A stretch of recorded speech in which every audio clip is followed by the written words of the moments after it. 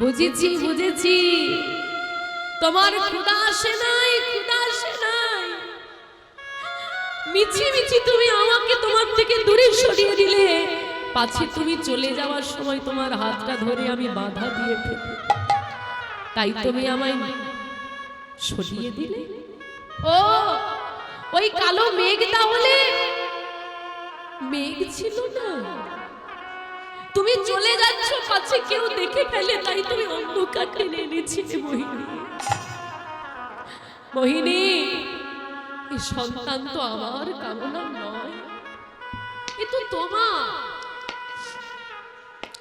যে চাইলো সে পেল না, আর যে পেল সে কখনো চাইল না। তুমি কোন সাজা আমায় দিয়ে গেলে মোহিনী? এই সন্তানকে আমি মানুষ করবো কি করে? চলে আমি কেমন করে সন্তান হতে পালন করি? আমি কতবার তোমায় বলেছিলাম মোহিনী, কিছু পেতে গিয়ে সবকিছু হারিও না। তুমি আজ আমায় সর্বহারা করে দিয়ে গেলে দয়াময়।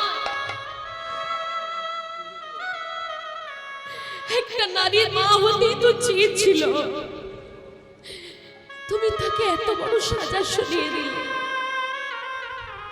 এক অজানা ঝড়ে তুমি আমার সুখের সংসারটা ভেঙে দিলে প্রভু। দয়াময়,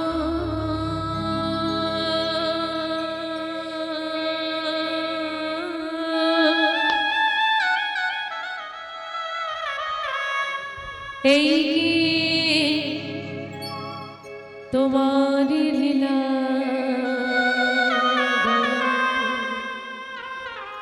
এই কি তোমার লীলা।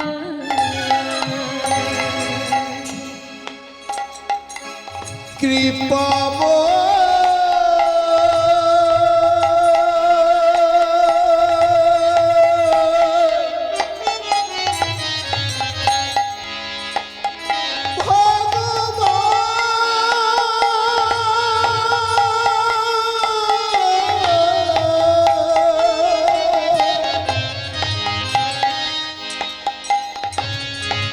এই কি তোমার লীলা দয়া, এই কি তোমার লীলা।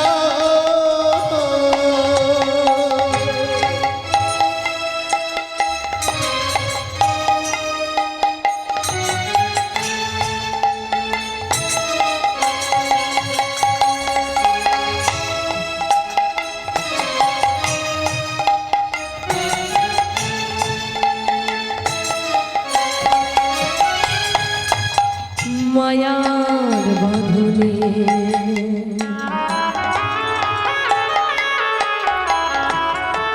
বেঁধেছি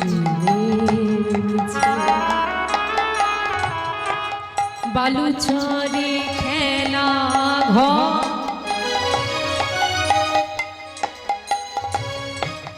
বুঝি নাই আমি, বুঝি নাই কভু জীবনে উঠিবে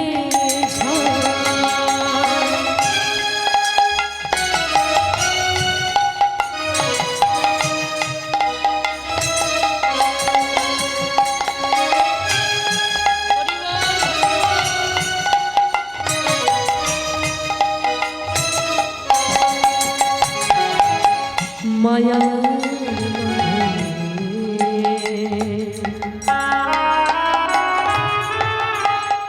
আপনিও ঘর বেঁধেছেন, আমিও বেঁধেছি। আমাদের দুজনের ভুল একটাই, ঘর বাঁধতে গেলে বাঁধার দড়ি, আর খুঁটি পুঁততে গেলে তার মাটি, এই দুটো যেন ভালো হয়। আপনার আমার ভুল কি? মায়ার বাঁধন, দড়িটা হচ্ছে মায়ার, যার কোনো দাম নেই, যখন তখন ছিঁড়ে যাবে। আর বালু চরে আলগা বালিতে খুঁটি পুঁতেছি, হালকা ঝড়েই যে ঘর পড়ে যাবে, এটা তুমিও ভাবনি, আমিও ভাবনি। তাই বলছে মায়ার বাঁধনে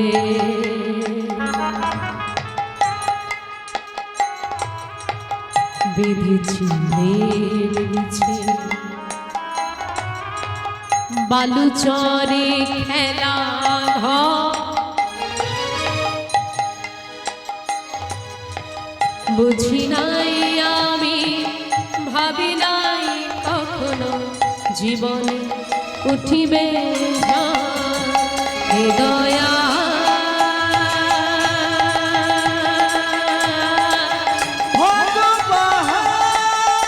তাই গৌর হরিবল হরিবল। ও হে কৃপা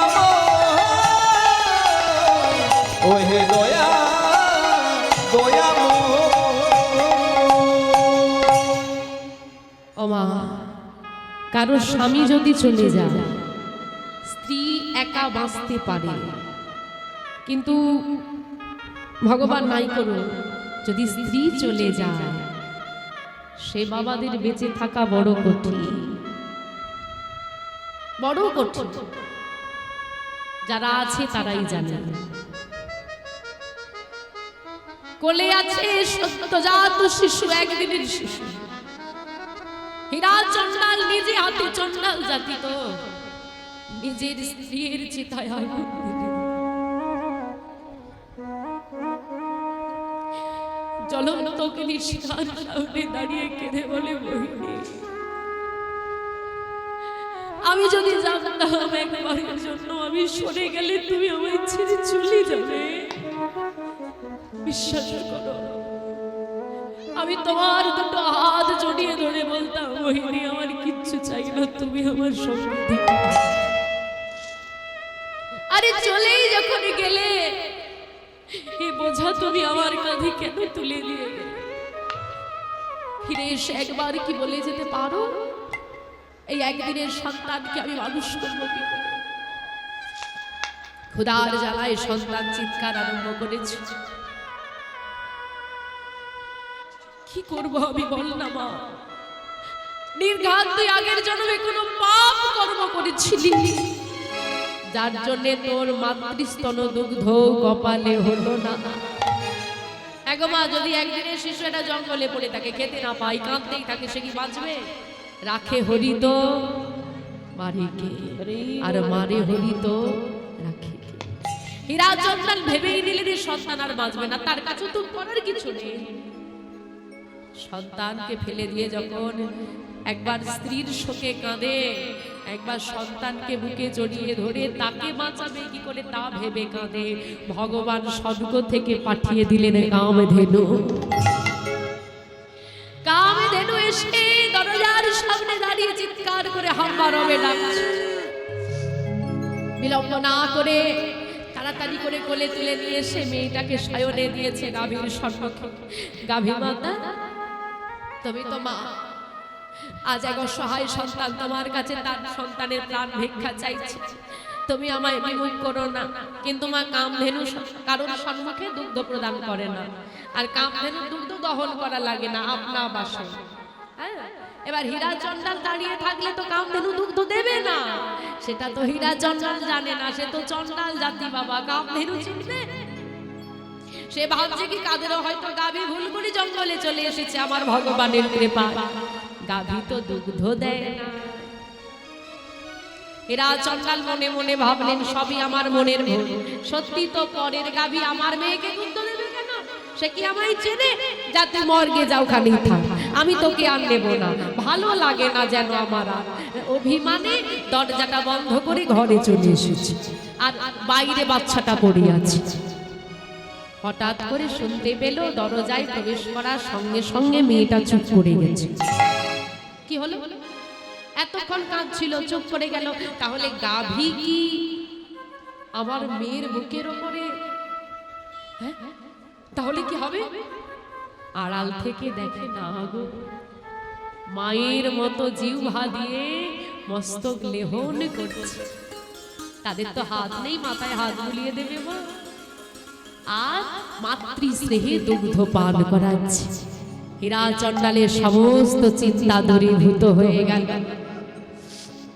ভগবানের প্রতি যে ভালোবাসা, যে আস্থা ছিল, তা আরো বেড়ে গেল।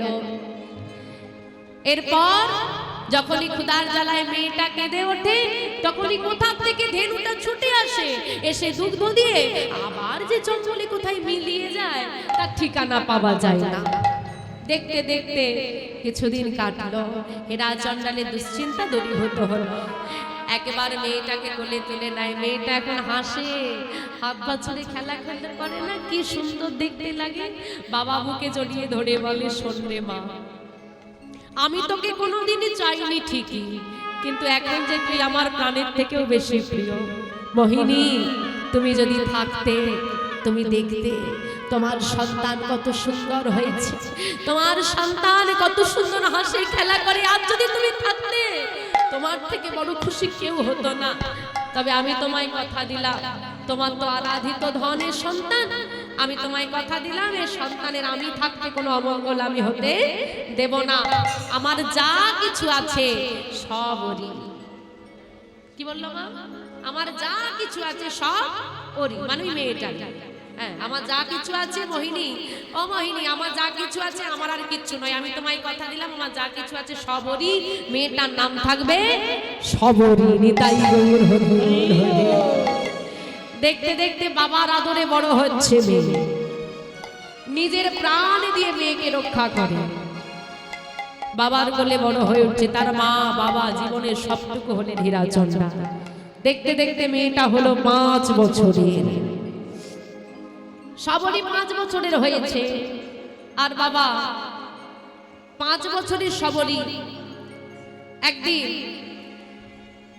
বাবার কোলে ঘুমোচ্ছে, আর বাবা কোলে ঘুম পাড়িয়ে দিয়ে মনে মনে ভাবলো, মেয়েটা ভারী দুষ্টু, মানে আমি যতক্ষণ ঘরে থাকি যদি একবারও বলি আমি বাইরে কোথাও যাব, একেবারে হাতটা ধরে বসবো, বাবা তুমি আমায় ছেড়ে কোথাও যেতে হবে না, আমার কাছে থাকো। তা মেয়েটা এই সময় ঘুমোচ্ছে, আমি বাইরে গিয়ে একটু কিছু কাজের ব্যবস্থা করে আসি। তো মেয়েটাকে ঘুম পাড়িয়ে দিয়ে বাবা একটি মাটির প্রদীপ প্রজ্বলিত করে হীরাচন্ডাল চলে গিয়েছে। আর বাচ্চা মেয়ে বাবা ঘুমোতে ঘুমোতে অজান্তে কখন নিজের চরণটা লেগে মাটির প্রদীপটা উল্টে পড়েছে। রাধেশ্যাম, আচ্ছা মাটির প্রদীপ যদি উল্টে পড়ে মা কি হবে? পাতার ঘরে দাউ দাউ করে ঘরটি জ্বলে উঠেছে। আচ্ছা মায়েদের কাছে আমার একটি নিবেদন আছে, আমি আগেও বলেছি আবারও বলছি, আমার ভগবানের সেবা দিতে গেলে অনেক ভাগ্য করা লাগে। ভগবান সবাইকে অর্থ দেয়, কিন্তু সবার অর্থ ভগবানের সেবায় লাগে না। আজকে এখানে যে বৃন্দাবন হচ্ছে, আমার কমিটির বাবারা দরজায় দরজায় ভিক্ষা করে তবে কি এত সুন্দর বৃন্দাবন তৈরি করতে পেরেছে। সরকারি চাকরি পেতে গেলে আমরা ভগবানের কাছে মানসিক করি, করি না? কি করো না করো না মায়েরা? কখনো ভিখারি হওয়ার জন্য মানসিক করেছো যে হে ঠাকুর আমি যেন ভিখারি হতে পারি? করেছো কি কোনোদিন? করো নাই? আমার বাবারা করেছে। কারণ সরকারি চাকরি পাওয়ার থেকেও বড় ব্যাপার হলো আমার ভগবানের জন্য ভিখারি হওয়া। চাকরি পেতে গেলে এত ভাগ্য করা লাগে না, যত ভাগ্য আমার ভগবানের জন্য দরজার ভিখারি হতে লাগে। সে ভাগ্য আমার বাবা ঠাকুররা করেছে। আমার বাবা ঠাকুররা, আমার কমিটির বাবারা, ভক্তরা আপনাদের কাছে ভিক্ষার ঝুলি নিয়ে দরজায় দরজায় যাবে, আপনাদের কাউকে উঠে আসতে হবে না। যে যেখানে বসে আছেন ওইখানে আমার বাবারা পৌঁছে যাবে ভিক্ষার ঝুলি নিয়ে। আমার করজোরে নিবেদন, কেউ আমার বাবা ঠাকুরদের ফিরিয়ে দেবেন না। যার যতটুকু সামর্থ্য আছে দুহাত ভরে দান করবেন। একটা কথা মনে রাখবেন, এই জাগতিক জগতে যত আরামাইশে আমরা মেতে আছি এগুলো ব্যয় হচ্ছে, আর যেটা আমরা ভগবানের সেবার জন্য দান করি ওটা ব্যাংকে ফিক্সড হচ্ছে। আমরা টাকা ফিক্সড করে রাখি না, ডবল হবে, ওটাও ডবল হয়ে যাবে। ডবল নয়, ডবল নয়, শতগুণ হবে, শতগুণ। কেন না? দ্রৌপদী তার আঁচলের একটি টুকরো ভগবানের আঁচলে বেঁধে দিয়েছিলেন। ওইটুকু বস্ত্রের ঋণ শোধ করবেন বলি আমার ভগবান শত সহস্র বস্ত্র আমার দ্রৌপদীকে ফিরিয়ে দিয়ে তার লজ্জা নিবারণ করেছিলেন। ভগবান কারোর জিনিস নেয় না, তিনি ফিরিয়ে দেন। তাই আমার ভগবানের সেবার জন্যে আমার বাবা ঠাকুররা আপনাদের দরজায় যাবে, তারা কেউ ভিখারি নয় মা, ভগবানের জন্য ভিখারি। আমরা কীর্তন, আমি কীর্তন গাইছি, আমি কীর্তন গাইতে বাবা এত ভাগ্য করি না, আমার বাবা ঠাকুররা ভিখারি হওয়ার জন্য যে ভাগ্য করেছে, এত পুণ্য সঞ্চয় করেছে যে আমার ভগবানের দাস হয়ে গেছেন। নেতাই গৌর হরি বল। আমার বাবারা সবার দরজায় দরজায় যাবে, কেউ ফিরিয়ে দেবেন না, দুহাত ভরে দান করবেন। আর এই দক্ষিণা দানের যে কি মাহাত্ম্য সেটা একটু পরে আমি বলবো, লীলা প্রসঙ্গে বলে দেবো। নিতাই গৌর হরি বল, হরি বল, হরি বল। তামা ওই যে মাটির প্রদীপটা উল্টে পড়েছে, আচ্ছা মাটির প্রদীপ যদি পাতার ঘরে উল্টে পড়ে, পাতার ছাপা ঘর অন্য কুটির, কি হবে? দাও দাও করে আগুন জ্বলে উঠেছে, আগুন আগুন আগুন। আরে বাবা, কে আগুন শুনতে পাবে? সে তো মেয়ে ঘুমোচ্ছে, সে কি জানে আগুন ধরেছে বলে?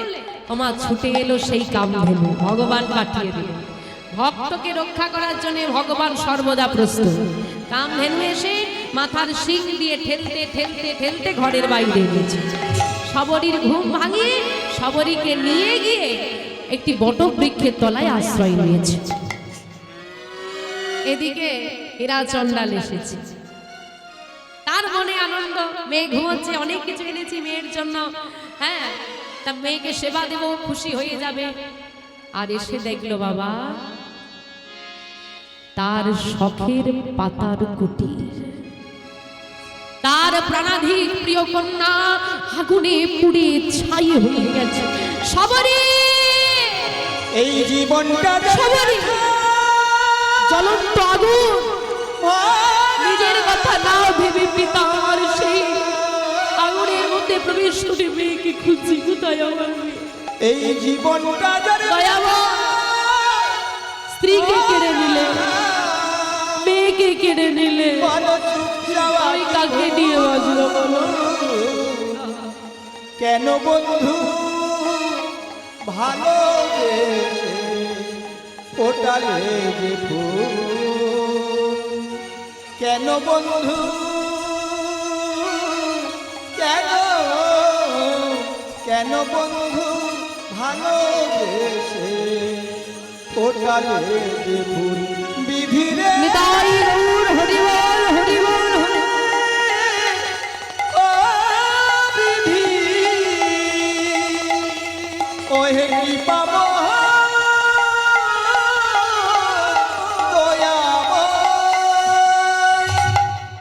একমাত্র বাবাই পারে নিজের জীবনটা দিয়ে সন্তানকে আগলে রাখতে।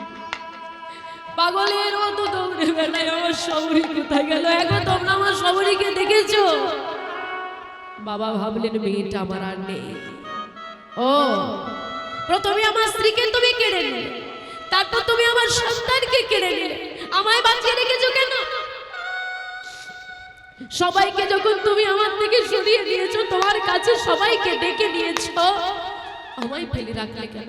ও আমায় তুমি ডাকতে পাচ্ছ না? বেশ, তোমায় ডাকতে হবে না, আমি নিজে তোমার কাছে আসছি। এই বলে ছুটে চলেছেন, প্রাণ ত্যাগ করবেন। ওই সুকুচ নদীর জলে আমি নিজের প্রাণ দিয়ে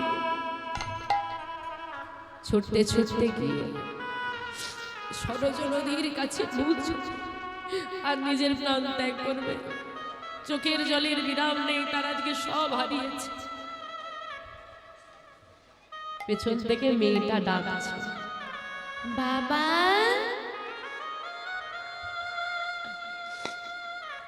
ও বাবা, ও বাবা কই যাও? সবরী, আমার সবরী ডাকে না? কোথায় গেলি রে মা? আমার সবরীর ডাক শুনতে পাই আমি। আরেকবার ডাকলো মা, আমাকে আরেকবার বাবা বলে ডাক, আমি যে তোকে দেখতে পাই না রে মা। বাবা চিন্তা করো কেন? এই তো আমি। তাকিয়ে দেখলো সবরী বসে আছে। আর কোথায় বসে আছে জানো?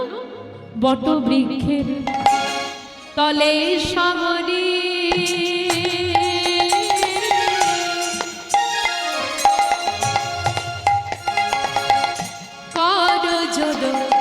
করি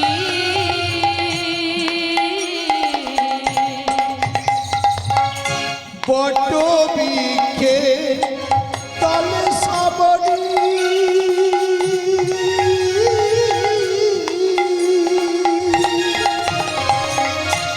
কর জোড় করি বট বৃক্ষে তলে সবরি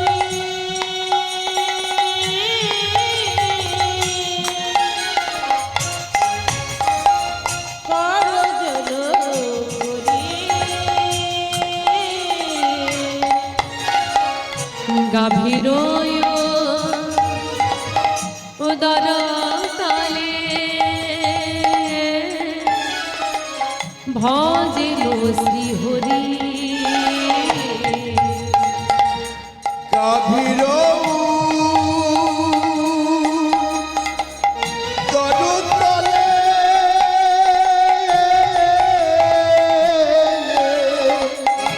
বজ্র সিংহ ও সে হরি হরি হরি বলে সে যে হরি হরি হরি বলে হরি হরি হরি বলে সে যে হরি হরি হরি বলে গাভীর উদর তলে হরি হরি হরি বলে গাভীর উদর তলে হরি হরি হরি বলে ছুটে এসে সবরীকে কোলে তুলে নিয়ে আমি তো ভেবেছিলাম তোকে হারিয়ে ফেলেছি।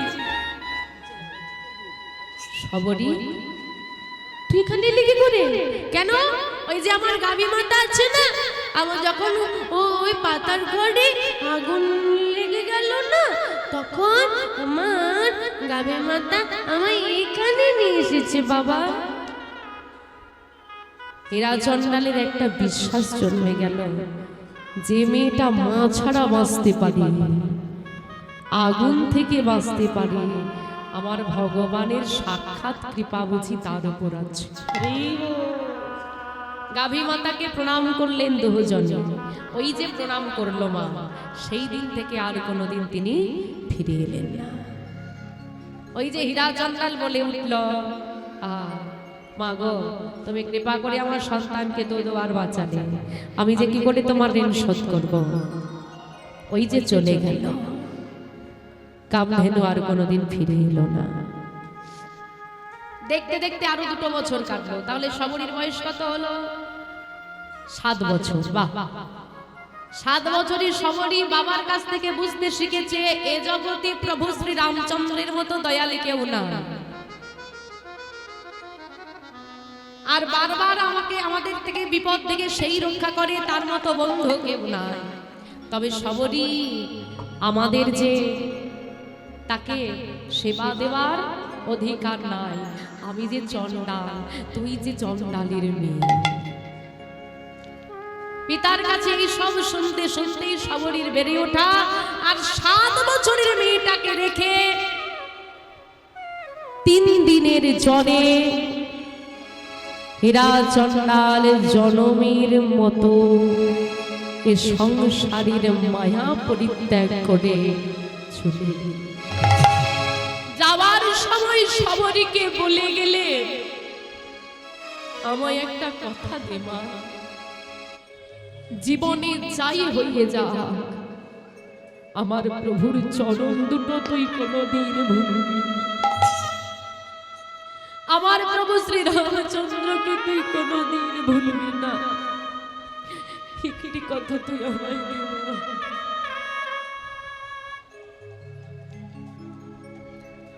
এ জগতে যার বাবা মা নাই,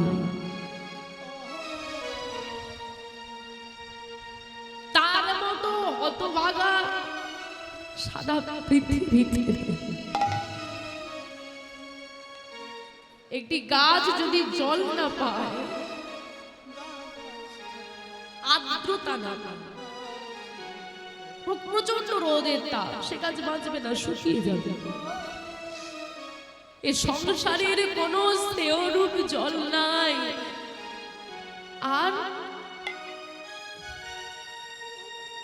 মায়া দয়ারূপ ছায়া না, ওই মায়া দয়ারূপ ছায়াটা হলেন আমার পিতার স্নেহরূপ জলের ধারা হলো মা।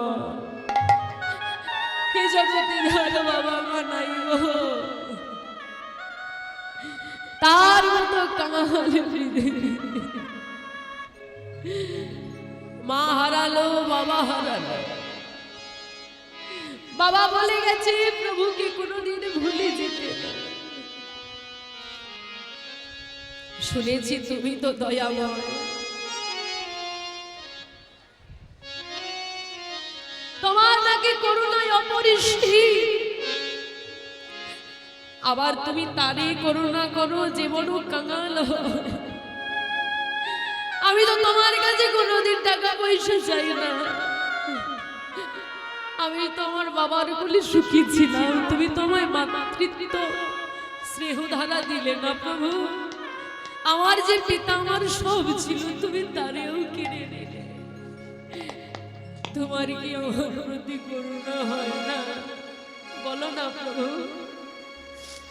তুমি তো হে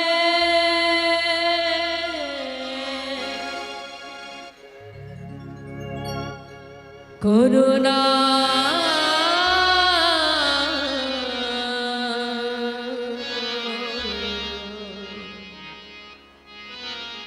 করুণা করো আমারে।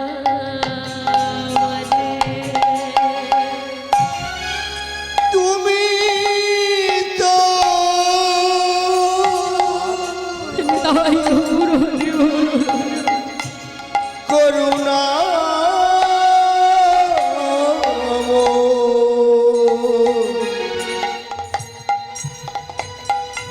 আমায় করুণা করো আমারে।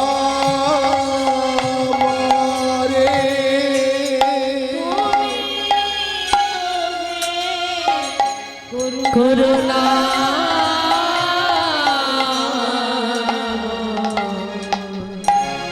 করুণা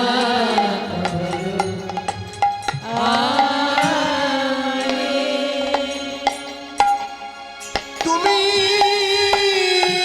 তো করুণা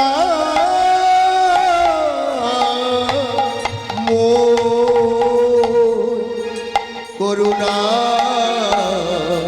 করো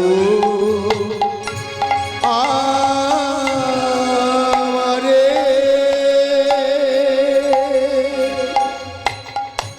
তুমি নাকি পতিত পাবন। ওহে দয়াল হরি, নিতাই দয়াল হরি, হরি হে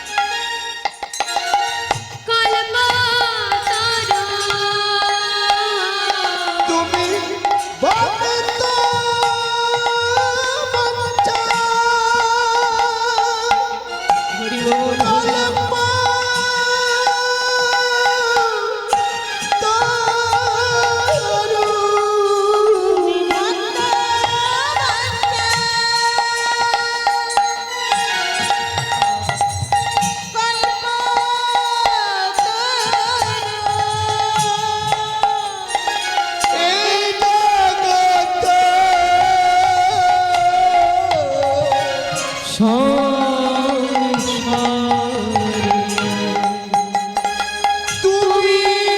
তো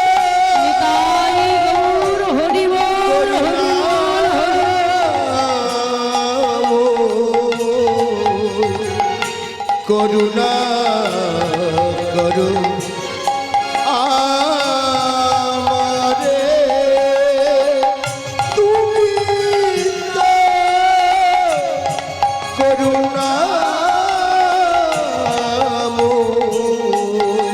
করুণা করু আমারে করুণা ভিখারি আমি, কৃপা করো তুমি। টাকা পয়সা ধন সম্পদ আমি কিচ্ছু চাই না প্রভু, শুধু তুমি আমায় একবার করুণা করো, একবার এসো, এছাড়া আমি আর কিচ্ছু চাই না। কিন্তু মা, বয়সটা যে অনেক কম, আমরা সারা জীবন কাটিয়ে দিই, প্রভুকে পাওয়ার বাসনা আমাদের জাগে না, ওইটুকু মেয়ে কি পারবে? ক্ষুধার জ্বালা, ক্ষুধার জ্বালায় তার আর কিচ্ছু মনে নেই, তার বাবা নেই, তার মা নেই, সে কিচ্ছু মনে নেই, তার শুধু মনে আছে দেবে দুটো খেতে।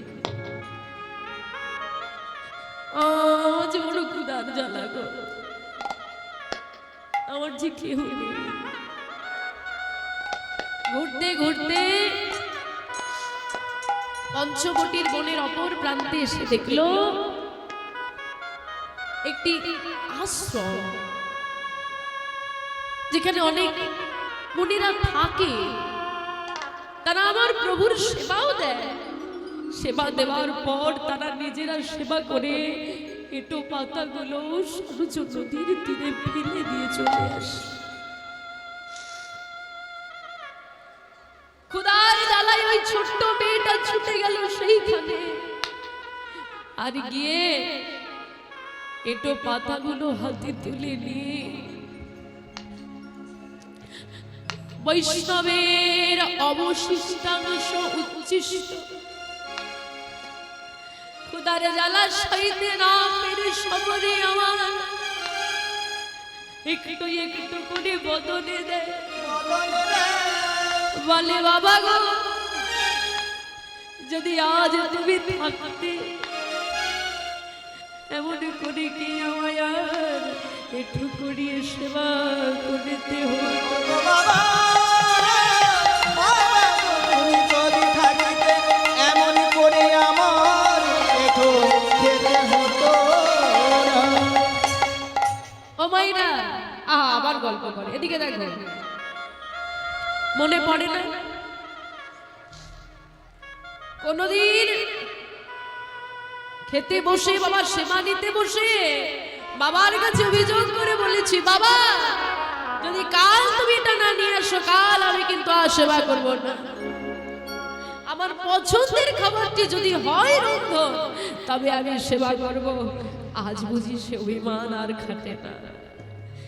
তোমাকে বলা হয়নি বাবা, বাবা গো, এখন আমি নতুন সংসারে এসেছি, এখানে সবার পছন্দের জিনিস তৈরি করতে করতে কবেই নিজের পছন্দটা হারিয়ে গেছে। একটা কথা বলি শোনো মা,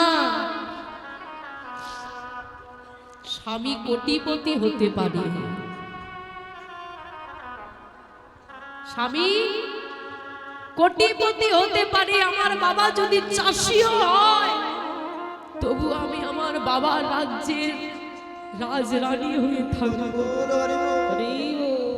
স্বামী যদি কোটিপতিও হয় গো, আমার চাষি বাবা যেমন করে শখ পূরণ করতে পারে, কোটিপতি স্বামীও পারে না। আজ মুখ থেকে যেটা বার করবো সেটাই এনে দেবে, এমন জগতে কেউ নেই। বাবারা মনে করেন না, ও বাবা খেলা করতে গিয়ে ওই জামাই একটা ফুটো নিয়ে বাড়ি ঢুকেছিলেন আর বাবাকে বলেছিলেন বাবা জামাটাই ফুটো হয়ে গেছে আর চলবে না, নতুন এনে দিতে হবে। সেদিন কি আপনি লক্ষ্য করে দেখেছিলেন আপনার জামার ছোট্ট ফুটো সারাতে গিয়ে আমার বাবার জামায় কতগুলো ফুটো এসেছে? এখন আমার বাবারা বড় হয়ে বুঝতে পেরেছে যে আমার বাবা কেন 5 বছর পুজোতে সেই একটাই জামা পরে ঘুরেছে, যাতে আমি ভালো থাকতে পারি। কোন বাবা মাকে দেখতে পারে গো তার সন্তানের টুকুরিয়ে কুড়িয়ে কুড়িয়ে সারাদিন গাছের আড়ালে বসে থাকে, কেউ যেন দেখতে না পায়।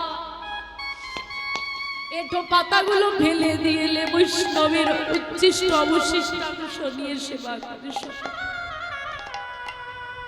তবুও মাগো, পিতা মাতা যেমন সন্তান তেমন। পিতার পুণ্য ফলে সন্তানের মতি। আচ্ছা, আমি যে প্রতিদিন যাই আর ওই উচ্ছিষ্ট গুলো সেবা করে আসি, ও তো আমার উপার্জিত ধন নয়। আমার কত মানুষ এই এই আশ্রমে দান করে, বা এই আশ্রমের মুনিরা কোথাও থেকে পরিশ্রম করে নিয়ে এসে আমার প্রভুকে ভোগ লাগিয়ে সেগুলো সেবা করে। আচ্ছা, তারা যে নিজেরা সেবা দেয় আর আমি সে অবশিষ্টাংশ পেয়ে আমি জীবন ধারণ করছি, ওদের কাছে কি আমার কৃতজ্ঞতা নেই?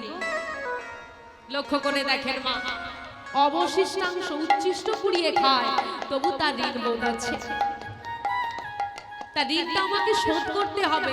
কি করে? না, আমাকে কর্ম করতে হবে। আমার কাছে তো টাকা পয়সা নেই যে আমি দান করব। এই যে মায়েরা, এইখানে মহোৎসব চলছে, আমি বললাম না সবার সেবা পাবে, কত ভক্ত এই যে ভগবানের প্রসাদ নিচ্ছে, এই যে আমার বাবারা ভিক্ষা করে করে সেবা দিচ্ছে, মা এটা তো ঋণ।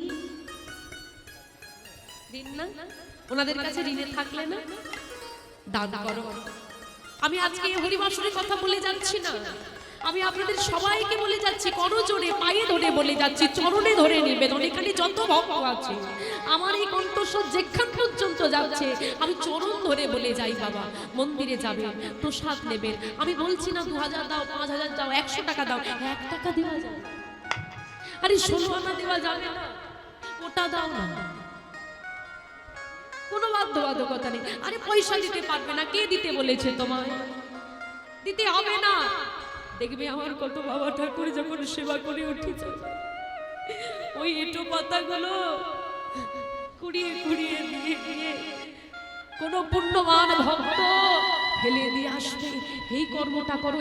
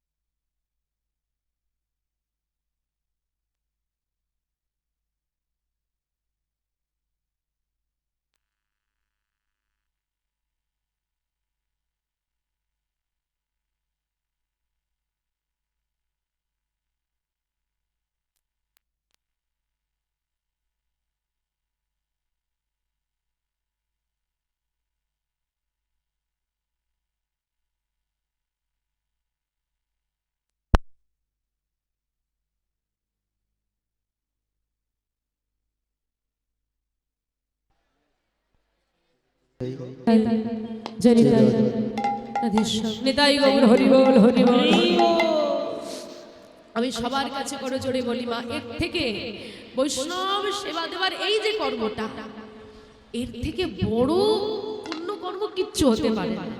এই কর্মই লাগে, অর্থ দিতে হবে না। কে বলেছে পয়সা দিতে? যদি কোনো মন্দিরে যাও, গাছের দুটো ফুল নিয়ে যাওয়া যায়, 4টে বাতাসা নিয়ে দেওয়া যায়, ঋণ কারোর কাছে রেখো না। আর যেখানেই প্রসাদ পেতে যাবে, আমার যদি মন্দিরে পারো, মন্দিরে হয়তো কোনো বাবা ঠাকুরদেরকে দেখতে পেলে না তুমি কমিটি, মন্দিরে 16 আনা দিয়ে হলে প্রসাদটা পাবে। আর মায়েদের আরেকটা অভ্যেস আছে, কোথাও পুজো দিতে গেলে কি করে বলো তো, আমার কাছে খুচরো নেই দিদি, তোর কাছে 10 টাকা আছে, দুটো ধূপ নিয়ে নে। আর পরে ওই পয়সাটি দিতে আর মনে থাকে না। এই জায়গাগুলোই ঋণ করো না, এগুলো কোথাও ঋণ করো না। এই যে দেখবে অনেকে বলে এই তুই মায়াপুর যাচ্ছিস, নবদ্বীপ যাচ্ছিস, বৃন্দাবন যাচ্ছিস, আমার জন্য একটি তুলসীর মালা এনে দিস। তো তুলসীর মালা যিনি এনে দিলে অনেকে দিতে চায় না, হ্যাঁ অনেকে দক্ষিণা দিলে নিতে চায় না, আবার কেউ কেউ দেয় না, এইটা দিয়ে দিও। আর যদি কেউ নিতে নাও চায়, মালার দাম দেওয়ার প্রয়োজন নেই, যদি কেউ নিতে না চায় বল বাবা তুই 16 আনাটা অন্তত আমার রাখ। এ ঋণ যে বড় ঋণ, আমি ভগবানের সেবা দিতে গিয়ে কারো কাছে ঋণে না পড়ে যাই। ভগবানের প্রসাদ তো আমি পাচ্ছি, কিন্তু তাও যে আমার ঋণ হয়ে যাচ্ছে গো। হ্যাঁ গো, ওই ছোট্ট মেয়েটার ভাবনা, আপনার আমার মাথায় তো এমন ভাবনা আসে না কোনোদিন। আমি একটা কাজ করি, কি কাজ করব? বাবা তো বলেছে আমাদের কোনো কাজ করা যায় না, সেবার কোনো কাজ আমরা করতে পারবো না।